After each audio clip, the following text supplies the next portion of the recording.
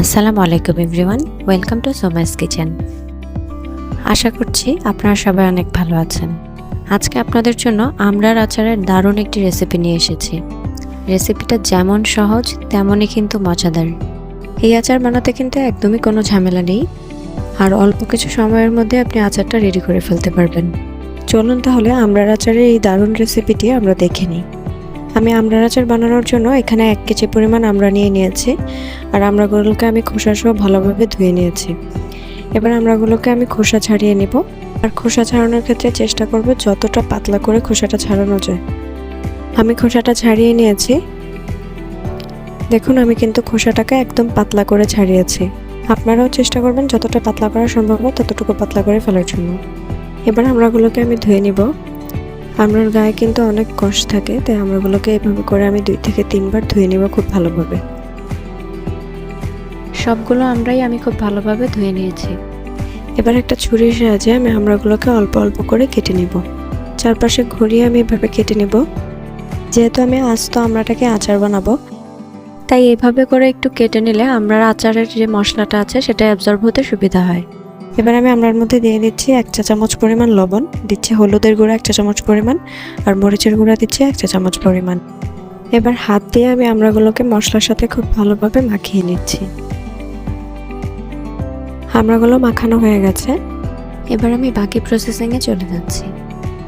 আচার বানানোর জন্য আমি একটি প্যানে দিয়ে দিয়েছি 1/2 কাপ পরিমাণ সরিষার তেল। আচার বানানোর ক্ষেত্রে কিন্তু অবশ্যই এখানে সরিষার তেলটাই ব্যবহার করতে হবে। তেলটা কিছুটা গরম হয়ে আসার পরে এখানে আমি রসুন দিয়ে দিচ্ছি। বড় বড় 4-5টি রসুনের কোষ এখানে আমি দিয়েছি, আর দিচ্ছি শুকনো মরিচ 3টা। এবার এগুলোকে আমি মিডিয়াম আঁচে একটু নেড়েচেড়ে কিছুক্ষণ ভেজে নিচ্ছি।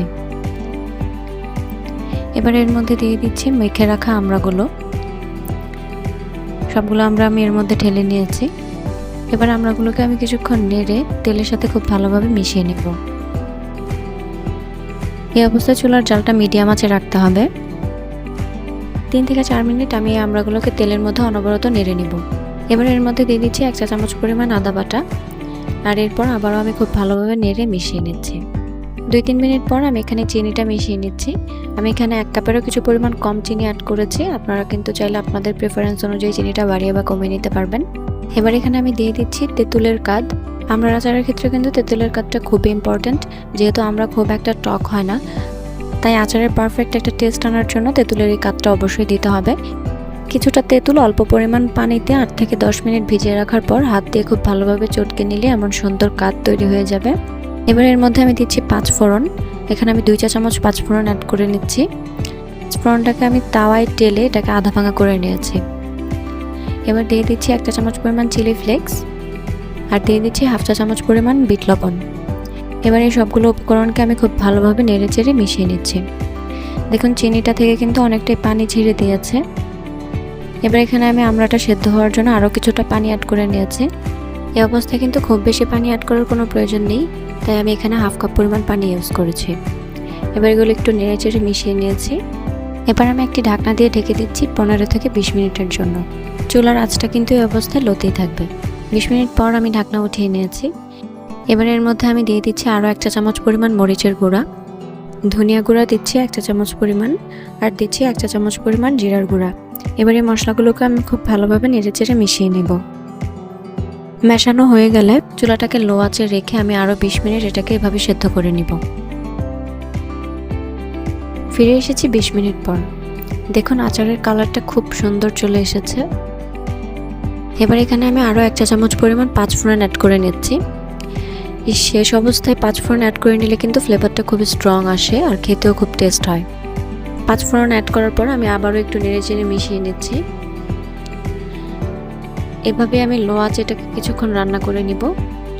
এই অবস্থায় কিন্তু আমড়াটা পারফেক্টলি সেদ্ধ হয়ে গেছে, আর আচারের যে মশলাগুলো আছে এটাও কিন্তু খুব ভালোভাবে অ্যাবজর্ব হয়ে গেছে।